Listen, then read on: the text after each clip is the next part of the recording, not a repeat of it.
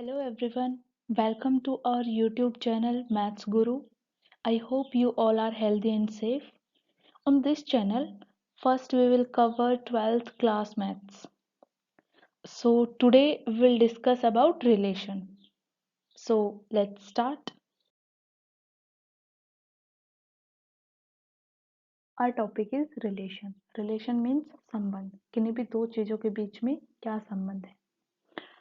Like एक बच्ची है, उसके पापा है, उन दोनों के बीच में क्या रिलेशन है? Father daughter relation. सो ऐसे ही हम यहाँ पे सेट्स के बीच में देखेंगे कि हमारे पास दो सेट्स हैं, उनके बीच में कैसे रिलेशन होगा, क्या रिलेशन होगा, कितने टाइप के रिलेशन होते हैं, ऑल दिस थिंग्स. सबसे पहले हम देख लेते हैं रिलेशन को डिनोट कैसे करते हैं. रिलेशन को डिनोट करने का हमारे पास मेथड है R equals to A B subset is belongs to A cross B. A cross B is Cartesian product. So जो रिलेशन है वो दो सेट है हमारे पास ए बी, उनके क्रॉस प्रोडक्ट से बिलोंग करेगा. और यहाँ पे हम रिलेशन स्पेसिफाई करते हैं कि क्या रिलेशन है. अगर हम एग्जाम्पल देखें इसका, तो हमारे पास है R equals to A B belongs to A cross B. और रिलेशन क्या है?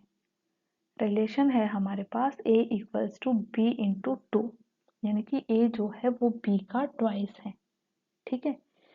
अभी हम एक बार कार्टेशियन प्रोडक्ट देख लेते हैं क्या होता है ब्रीफ में.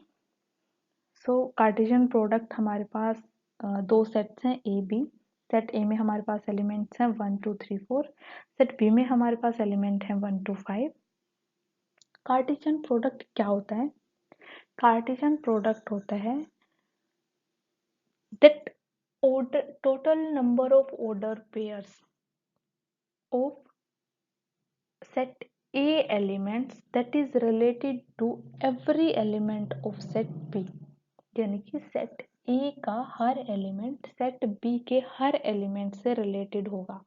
तो वहां से जितने भी हमारे पास ऑर्डर पेयर आएंगे वो होता है हमारा कार्टेशियन प्रोडक्ट. जैसे वन जो है related to one, one related to two, one related to five. ऐसे ही two related to one, two related to two, two related to five. ऐसे ही थ्री फोर. ए में जितने भी एलिमेंट होंगे सब बी के हर एलिमेंट से रिलेटेड होंगे. वहां से हमारे पास जो ऑर्डर पेयर आता है, total number of order pair, वो होता है हमारा कार्टेशियन प्रोडक्ट. अब बात आती है कि कार्टेशियन प्रोडक्ट में टोटल कितने नंबर ऑफ एलिमेंट्स होंगे. ओके, इसको हम एनालाइज कैसे करेंगे देखते हैं. अब फॉर्मूला निकालने के लिए हमने लिया है, मान लिया कि ए में m एलिमेंट है, बी में n एलिमेंट है. ठीक है. तो हम देखेंगे टोटल कितने नंबर ऑफ ऑर्डर पेयर हो सकते हैं. वन जो है वो कितने नंबर ऑफ ऑर्डर पेयर बना सकता है? बी में जितने भी एलिमेंट्स होंगे उतने बना सकता है, राइट. बी में कितने एलिमेंट्स हमारे पास? n. सो वन जो है n ऑर्डर पेयर बना सकता है. सेम टू कितने बना सकता है? बी में जितने भी एलिमेंट्स होंगे, बी में एलिमेंट्स हैं n, so n. Same 3 4 and so on. What is mean by so on? So on means A में जितने भी एलिमेंट्स होंगे उतने टाइम्स हम बी में जितने एलिमेंट्स हैं उनको ऐड कर देंगे. सो हमारे पास ए में कितने एलिमेंट्स हैं? m एलिमेंट्स हैं. सो m टाइम्स हम ऐड कर देंगे n को. जब हम n को m टाइम्स ऐड करेंगे तो हमारे पास क्या आएगा? m into n. ठीक है. आगे जब हम नंबर ऑफ रिलेशन निकालेंगे, टोटल नंबर ऑफ रिलेशन या maximum number of relation from set A to B, वहां पे इसके हमें जरूरत पड़ेगी. So keep it in your mind. Next हम देखते हैं कि कुछ और जो मेथड्स हैं, कैसे हम रिलेशन को और तरीके से भी डिनोट कर सकते हैं. तो अगर हमारे पास कोई ऑर्डर पेयर है ए बी, वो आर से बिलोंग करता है, तो हम उसको ऐसे लिख देंगे या फिर ऐसे लिख देंगे ए आर बी. इसको रीड कैसे करेंगे? इसको रीड करेंगे A is related to B under relation R. ठीक है. उसके बाद हम देखते हैं कि टोटल नंबर ऑफ रिलेशन कितने होंगे या maximum number of relation from set A to B कितने होंगे. The answer is 2 raised to power mn. Why 2 raised to power mn? Okay. हमारे पास एक होता है कि अगर हमारे पास एक सेट है और उसमें n एलिमेंट्स हैं, तो उसके 2 raise to power n subset हो सकते हैं और हमारा R जो है R is subset of A cross B का सबसेट है ना हमारे पास R, ठीक है।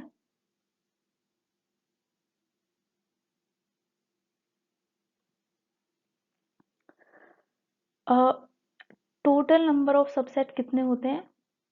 2 रेज टू पावर n, जब किसी सेट में n एलिमेंट्स होते हैं। लेकिन हमारा सेट क्या है? A क्रॉस B, और A क्रॉस B में एलिमेंट्स कितने हैं? mn, जो हमने निकाले थे अभी कार्टेशियन प्रोडक्ट में, ठीक है। सो इसके सबसेट्स कितने होंगे टोटल? वो होंगे 2 raise to power mn। Got it? Okay, now we see the types of relation. Relation के कितने टाइप्स होते हैं? वन बाय वन हम देखेंगे। सबसे पहले हम देखते हैं एम्प्टी रिलेशन। एम्प्टी रिलेशन क्या होता है कि कोई भी एलिमेंट, रिलेशन का कोई भी एलिमेंट कार्टेशियन प्रोडक्ट से बिलोंग नहीं करता, यानी कि फाई सबसेट है A क्रॉस A का, या A क्रॉस B भी हो सकता है। यहाँ पे हमने रिलेशन क्या लिया है? सेट A का खुद से रिलेशन लिया है, तो इसलिए हमने A क्रॉस A लिखा है। अगर A क्रॉस A से कोई भी एलिमेंट बिलोंग नहीं करता है तो वो एम्प्टी रिलेशन होता है। एग्जाम्पल देखते हैं हम। हमने कोई भी सेट लिया A, जो जिसमें 3 एलिमेंट है 1 2 एंड 3। उसके बाद रिलेशन है हमारे पास A minus B less then mode of A minus B less than 0। ये हमें बताना है कि एम्प्टी रिलेशन है कि नहीं। हम देखते हैं इसको। किसी भी चीज़ का मोड जो है वो 0 से लेस हो सकता है? नहीं। मोड की प्रॉपर्टी यही कहती है कि हमेशा पॉजिटिव वैल्यू ही देगा। लेकिन यहाँ तो हमने रिलेशन डिफाइन करा है कि A माइनस बी का मोड जो है लेस देन 0 हो। तो ये तो किसी भी वैल्यू के लिए ट्रू नहीं होगा। सेट A के लिए अगर हम वैल्यू भी रख के देखें तो अगर हम 1 रखते हैं, 1 माइनस 2, 1,2 रखते हैं अगर, तो 1 माइनस 2 इज -1, -1 का mod 1 which is less than 0, no. So किसी भी चीज का मोड लेस देन 0 नहीं हो सकता, इसलिए ये एम्प्टी रिलेशन है। नेक्स्ट हम देखते हैं कोई भी एक और रिलेशन देखते हैं हम, जो क्या है? A into B greater than 10। A B की मल्टीप्लाई ग्रेटर देन 10 होनी चाहिए। ए बी जो है हमारे सेट ए से हैं। सो सेट ए में हाईएस्ट एलिमेंट क्या है? मैक्सिमम प्रोडक्ट कितनी आ सकते हैं? अगर हम ऐसे देखें तो हाईएस्ट एलिमेंट 3 है। 3 को 3 से ही मल्टीप्लाई करेंगे तो ही मैक्सिमम प्रोडक्ट आ सकती है। तो 3 को 3 से मल्टीप्लाई अगर हम करते हैं तो कितना आता है? 9। 9 is greater than 10? No. So this is the another example of empty relation. उसके बाद हमारे पास आता है यूनिवर्सल रिलेशन। सेकंड नंबर पे हम बात करते हैं यूनिवर्सल रिलेशन की। यूनिवर्सल रिलेशन क्या होता है कि जो हमारा रिलेशन है उसका हर एलिमेंट कार्टेशियन प्रोडक्ट से बिलोंग करे। इसके हम एग्जाम्पल देखते हैं। सेम हमने ऊपर वाला एग्जाम्पल लिया है सेट 1 2 3, और रिलेशन हमने अब की बार लिया है mod of A minus B greater than equal to 0। किसी भी चीज का mod greater than equal to 0 हमने रिलेशन लिया है, एंड दैट इज ट्रू। किसी भी चीज का मोड हमेशा 0 या उससे बड़ी वैल्यू ही देगा। 0 वैल्यू कब देगा? जब हम ए बी को 1 1 रखेंगे, तो 1 माइनस 1 0, ठीक है। यानी कि हमेशा ये ग्रेटर देन 0 रहेगा। हम चाहे जो भी एलिमेंट रखें हमेशा ग्रेटर देन 0 रहेगा, यानी कि रिलेशन जो है वो कार्टेशियन प्रोडक्ट के हर एलिमेंट को बिलोंग करता है। सो इसलिए ये रिलेशन यूनिवर्सल रिलेशन होगा। एक और एग्जांपल अगर हम देखते हैं, ऊपर हमने क्या लिया था सेट ए के लिए? ए क्रॉस बी ग्रेटर देन 10। यहाँ पे हमने उल्टा कर दिया, ए क्रॉस बी लेस देन 10। सो हम मैक्सिमम देख लेते हैं। मैक्सिमम प्रोडक्ट हमने देखी थी जैसे एम्प्टी के लिए, तो हमारे पास कितनी आई थी? 3 इंटू 3 9। 9 लेस देन 10 है यहाँ, यानी कि सेट ए में जो रिलेशन को सेटिस्फाई कर रहा है वो मैक्सिमम वैल्यू 9 दे रहे हैं। तो ऑब्वियसली जो छोटी एलिमेंट्स हैं उनके हम मल्टीप्लाई करेंगे, वो तो हमेशा 10 से छोटी आएगी ही। जब लार्जेस्ट एलिमेंट की प्रोडक्ट हम लेते हैं वही 10 से अगर छोटी है तो, इसीलिए यहाँ भी 1 2 एंड 3 हर एलिमेंट रिलेशन को सेटिस्फाई कर रहा है, तो इसीलिए ये यूनिवर्सल रिलेशन हो गया। अब हम क्या कंक्लूजन निकाल सकते हैं यहाँ से? एम्प्टी रिलेशन जो है वो स्मॉलेस्ट रिलेशन है और यूनिवर्सल रिलेशन जो है वो लार्जेस्ट रिलेशन है किसी भी सेट के ऊपर। ठीक है, उसके बाद हम बात करते हैं, एक टर्म आती है ट्रिवियल रिलेशन। एनसीईआरटी में ये मेंशन है, तो एग्जाम में पूछ सकते हैं कि ट्रिवियल रिलेशन क्या होता है। सिंपली एम्प्टी और यूनिवर्सल रिलेशन को हम कई बार ट्रिवियल रिलेशन भी बोलते हैं। नेक्स्ट हम थर्ड नंबर पे हम बात करते हैं आइडेंटिटी रिलेशन। आइडेंटिटी रिलेशन क्या होता है? If every element of set A is related to itself only. Focus on the word itself only, यानी कि सेट ए का हर एलिमेंट खुद से ही रिलेटेड होना चाहिए, केवल खुद से ही रिलेटेड होना चाहिए, उसके रिलेशन के अलावा कोई और रिलेशन नहीं होना चाहिए हमारे पास, तो उसे हम बोलते हैं आइडेंटिटी रिलेशन। डिनोट कैसे करते हैं उसको? हम आई ए इक्वल्स टू ए, और ए जो है वो सेट ए से बिलोंग करता है, सेट ए का कोई भी एलिमेंट है, यानी कि सेट ए का हर एलिमेंट खुद से ही रिलेटेड होना चाहिए।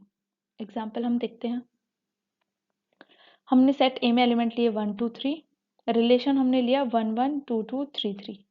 क्या ये आइडेंटिटी रिलेशन है? No, this is not an identity relation. क्यों नहीं है? क्योंकि 3 जो है वो 3 के साथ जो रिलेशन है वो R1 में बिलोंग नहीं करता, सो इसलिए ये आइडेंटिटी रिलेशन नहीं है। नेक्स्ट एग्जाम्पल है हमारे पास R2। R2 में है 1 1 2 2 3 3 1 3। क्या 1 खुद से रिलेटेड है? यस। 2 है? यस। 3 है? यस। 1 3 भी है यहाँ, बट हमने क्या पढ़ा था कि टू इटसेल्फ ओनली, केवल खुद के साथ ही रिलेटेड होना चाहिए, उसके अलावा कोई रिलेशन नहीं होना चाहिए। सो यहाँ पे हमारे पास ये रिलेशन एक्स्ट्रा है 1 3, सो ये भी आइडेंटिटी रिलेशन नहीं है। नेक्स्ट एग्जाम्पल देखते हैं एक और। R3 हमने कोई रिलेशन लिया है जिसमें एलिमेंट्स है 1 1 2 2 3 3। सब खुद से रिलेटेड है, ए का हर एलिमेंट खुद से रिलेटेड है, यस। और यहाँ पे कोई एक्स्ट्रा रिलेशन भी नहीं है, तो ये आइडेंटिटी रिलेशन है। Okay, identity relation clear? Okay, next move forward. Fourth हम बात करते हैं रिफ्लेक्सिव रिलेशन। रिफ्लेक्सिव रिलेशन क्या होता है? It is also same as the identity relation, but the difference is यहाँ पे ओनली कीवर्ड जो है वो नहीं है, यानी कि relation R on set A is called reflexive if every element of A is related to itself। यानी कि सेट A का हर एलिमेंट खुद से रिलेटेड होना चाहिए, बाकी दूसरे रिलेशन से इसे कोई मतलब नहीं है। ठीक है, हम एग्जाम्पल देखते हैं। सेट A वही ऊपर वाला लिया हमने, यहाँ पे क्या है हमारे पास? 1 का खुद से रिलेशन है। 2 का है 3 का नहीं है, तो ये रिफ्लेक्सिव रिलेशन नहीं है। ओके, नेक्स्ट एक और एग्जांपल देखते हैं। रिलेशन R2 हमने लिया 1 1 2 2 3 3 1 3। 1 का खुद से रिलेशन है 2 का खुद से रिलेशन है 3 का खुद से रिलेशन है। यहाँ पे 1 3 एक्स्ट्रा भी है, उससे इसको फर्क नहीं पड़ता। ए के हर एलिमेंट का खुद से रिलेशन होना चाहिए जो ये सेटिस्फाई कर रहा है, बाकी कोई और रिलेशन भी है नहीं है, it doesn't matter for reflexive relation, so that's why it is reflexive relation। एक और एग्जांपल अगर हम देखते हैं R3, इसमें क्या है 1 1 2 2 3 3, यानी कि ए के हर एलिमेंट का खुद से रिलेशन तो है, यहाँ पे कोई एक्स्ट्रा रिलेशन नहीं है, सो डजंट मैटर। ये तो सिर्फ एक ही एलिमेंट्स को देखेगा, अगर उनका खुद से रिलेशन है तो ये भी रिफ्लेक्सिव है। यानी कि R1 जो है वो रिफ्लेक्सिव नहीं है, R2 एंड R3 रिफ्लेक्सिव हैं।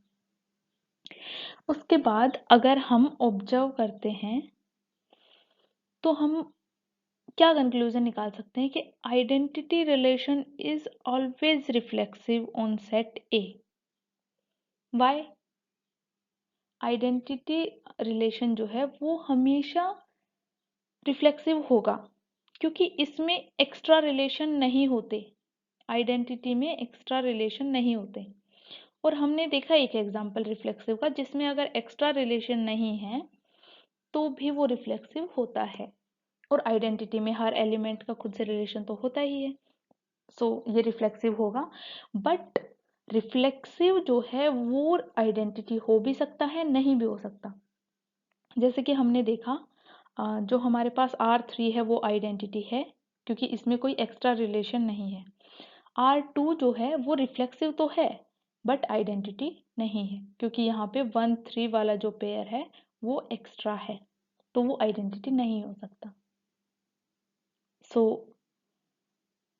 identity relation is always reflexive, but a reflexive relation may or may not be identity relation. Okay.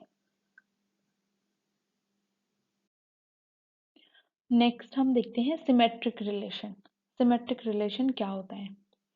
Symmetric relation होता है अगर ए बी अगर रिलेशन से बिलोंग करते हैं, कोई भी ऑर्डर पेयर है जिसमें ए बी एलिमेंट्स हैं वो रिलेशन में बिलोंग करते हैं, तो बी ए भी रिलेशन में बिलोंग करने चाहिए, तभी सिमेट्रिक रिलेशन होगा, otherwise it will not be a symmetric relation.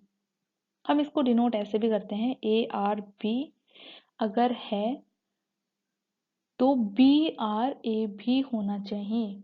अगर ए किस बी से रिलेटेड है किसी रिलेशन में तो बी भी ए से रिलेटेड होना चाहिए उसी रिलेशन में। एग्जाम्पल देखते हैं हम। हमने एक सेट लिया ए जिसमें 3 एलिमेंट है 1 2 3, रिलेशन लिया 1 1 1 2 2 1, ठीक है। सो हमने देखा यहाँ पे 1 1 ए बी इज 1 1 है, दिस इज ए, ठीक है। नेक्स्ट हमारे पास 1 2 ए बी, 1 2 अगर रिलेशन में है तो क्या 2 1 है हमारे पास? Yes, we have 2 1 also, so it is a symmetric relation. अगर हमारे पास ए बी ही रिलेशन में नहीं है तो हमें चेक करने की जरूरत नहीं है, वो सिमेट्रिक होगा ही, ठीक है। नेक्स्ट हम एग्जाम्पल देखते हैं एक और। R2 रिलेशन लिया है जिसमें हमने देखा 1 1 है 2 2 है 3 3 है 1 3 है। हमारे पास 1 3 रिलेशन में है तो क्या हमारे पास 3 1 है? नहीं, हमारे पास 3 1 नहीं है। अगर हमारे पास 1 3 है लेकिन 3 1 नहीं है तो ये रिलेशन सिमेट्रिक नहीं होगा, ठीक है। एक और एग्जाम्पल देखते हैं जिसमें 1 1 है 2 2 है 3 3 है। ए बी तो कहीं है नहीं। देखो अगर हम हमारे पास ए बी यानी कि डिफरेंट नंबर्स नहीं है, सेम नंबर्स हैं, तो उसको भी हम चेक कर सकते हैं। यानी कि 1 1 है, इसका ऑपोजिट भी क्या होगा? 1 1, तो 1 1 तो है ही, ए बी यहाँ पे है ही नहीं, तो ये भी सिमेट्रिक है। एक और एग्जांपल देखते हैं हम। ये क्या कहता है रिलेशन कि mod of A minus B less than 2। ये रिलेशन स्पेसिफाई है सेट ए पे ही, ठीक है। R4 क्या कहता है? a minus B mod less than 2। तो हम देखते हैं। सबसे पहले हम चेक करते हैं 1 2 के लिए, क्या 1 2 इस रिलेशन को सेटिस्फाई करता है? 1 माइनस 2 का मोड इक्वल टू 1 जो कि लेस देन 2 है, यानी कि R4 का 1 2 एलिमेंट जो है वो रिलेशन को होल्ड करता है, तो 2 1 को भी करना होगा तभी ये सिमेट्रिक होगा, अदरवाइज नॉट। तो हम चेक करेंगे 2 1 के लिए भी। 2 1 के लिए चेक करेंगे तो हमारे पास क्या आएगा? 2 माइनस 1 का मोड क्या आएगा, which is 1 which is less than 2। सो ये भी होल्ड कर रहा है, यानी कि हमारे पास ए बी होल्ड करता है और बी ए भी होल्ड कर रहा है, तो ये जो हमारा रिलेशन होगा ये सिमेट्रिक होगा R4। अगर हम बाकी एलिमेंट्स के लिए भी चेक करेंगे, आई मीन सबके लिए चेक करना पड़ेगा हमें, 2 के लिए 2 3 के लिए चेक करते हैं, अगर हम 2 3 के लिए भी डिफरेंस 1 आएगा और 3 2 भी लेंगे तो भी डिफरेंस 1 आएगा। लेकिन अगर हम चेक करते हैं 1 3 के लिए, 1 3 के लिए हमारे पास डिफरेंस क्या आ रहा है, mod of 1 minus 3 which is equal to 2। Okay, so ये जो है रिलेशन में होल्ड नहीं करता।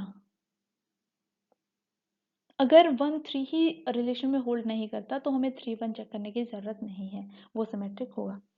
यहाँ से हम क्या कंक्लूजन निकाल सकते हैं, identity and universal relation is always symmetric.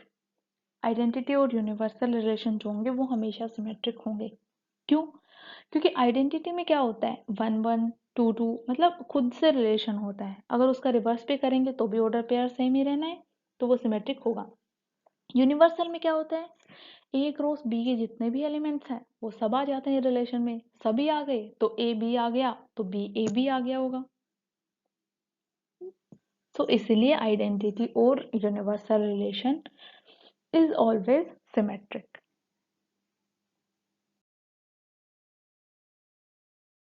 Now we have transitive relation. Transitive relation क्या होता है, if A B belongs to R and B C also belongs to R, then AC must belongs to R. Only then it will be a transitive relation. Example देखते हैं हम। हमारे पास एक set है जिसमें एलिमेंट्स हैं ए बी सी और हमने रिलेशन डिफाइन करा है जिसमें एलिमेंट्स हैं ए बी बी ए। हमारे पास ए बी है, बी ए है, क्या हमारे पास बी सी है? नहीं। अगर हमारे पास इफ कंडीशन ही सेटिस्फाई नहीं होती है तो वो ट्रांजिटिव रिलेशन होगा। अगर हम इसको चेक भी करना चाहें, जैसे ए बी है हमारे पास, बी ए है, तो हमारे पास ए भी होना चाहिए जो कि हमारे पास है।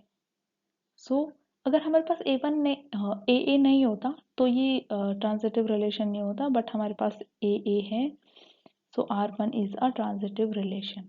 एक और एग्जांपल देखते हैं हम, जिसमें हमारे पास एलिमेंट्स हैं 1 2 3 और रिलेशन हमारे पास है 1 1 2 2 1 1, सॉरी 1 2 2 3 1 1।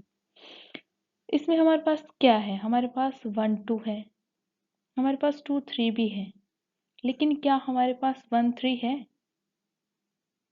नहीं, हमारे पास रिलेशन में 1 3 नहीं है। सो ए बी है, बी सी भी है, लेकिन ए सी नहीं है।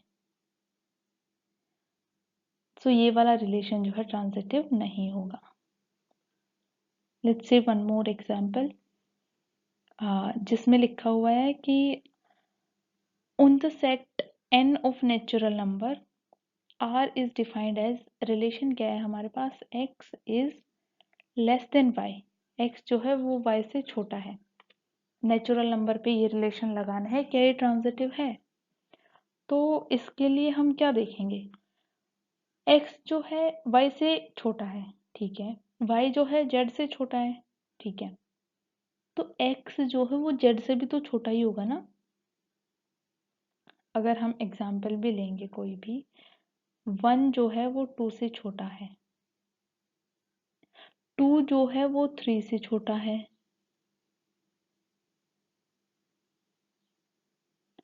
तो 1 भी तो 3 से छोटा है ना। So this relation always holds. अगर कोई एलिमेंट दूसरे एलिमेंट से छोटा है और दूसरा एलिमेंट किसी तीसरे से छोटा है, यानी कि जो एलिमेंट दूसरे से ही छोटा है वो तीसरे से तो होगा ही ना, so this will always hold, so it is a transitive relation. ठीक है, नेक्स्ट हमारे पास आता है इक्विवेलेंस रिलेशन। अच्छा, उससे पहले एक बार हम देख लेते हैं कि एक मिनट, उससे पहले हम देख लेते हैं कि ट्रांजिटिव रिलेशन जो है वो किन किन रिलेशन पे ऑलवेज होल्ड करेगा। सो आइडेंटिटी रिलेशन और यूनिवर्सल रिलेशन जो है वो हमेशा ट्रांजिटिव होंगे। क्यों होंगे? क्योंकि आइडेंटिटी रिलेशन टू इटसेल्फ है और यूनिवर्सल रिलेशन जिसमें सब सेट्स आ जाते हैं, यानी कि अगर ए बी आ गया, बी सी आ गया, तो ए सी भी आ जाएगा उसमें। तो that's why this will always be transitive relation. अब हम डिस्कस करते हैं इक्विवेलेंस रिलेशन के बारे में। इक्विवेलेंस रिलेशन क्या होता है? इक्विवेलेंस रिलेशन होता है अगर हमारे पास कोई रिलेशन रिफ्लेक्सिव भी है, सिमेट्रिक भी है और ट्रांजिटिव भी है, उसको हम बोलते हैं इक्विवेलेंस रिलेशन। ठीक है, इसका एग्जाम्पल अब हमने ये सीख लिया कि कैसे रिफ्लेक्सिव चेक करते हैं, कैसे सिमेट्रिक चेक करते हैं, कैसे ट्रांजिटिव चेक करते हैं। तो इक्विवेलेंस तो अपने आप बता देंगे ना हम, कि अगर कोई भी रिलेशन ये तीनों होल्ड करता है, रिफ्लेक्सिव, सिमेट्रिक, ट्रांजिटिव, तो वो इक्विवेलेंस रिलेशन होगा, अदरवाइज नॉट। तो देखो हमने क्या नोटिस करा है कि आइडेंटिटी और यूनिवर्सल रिलेशन जो होते हैं वो रिफ्लेक्सिव भी होते हैं, सिमेट्रिक भी होते हैं और ट्रांजिटिव भी होते हैं, तो वो इक्विवेलेंस भी तो होंगे। सो identity and universal relations is always equivalence relation. ठीक है, okay, that's all about relation. Here are some practice questions. Do practice these questions. अगर कोई doubt आता है to ask in comment section. मिलते हैं next video में. Till then, solve the questions. Subscribe our channel Maths Guru. Like and share the video. Stay healthy and safe.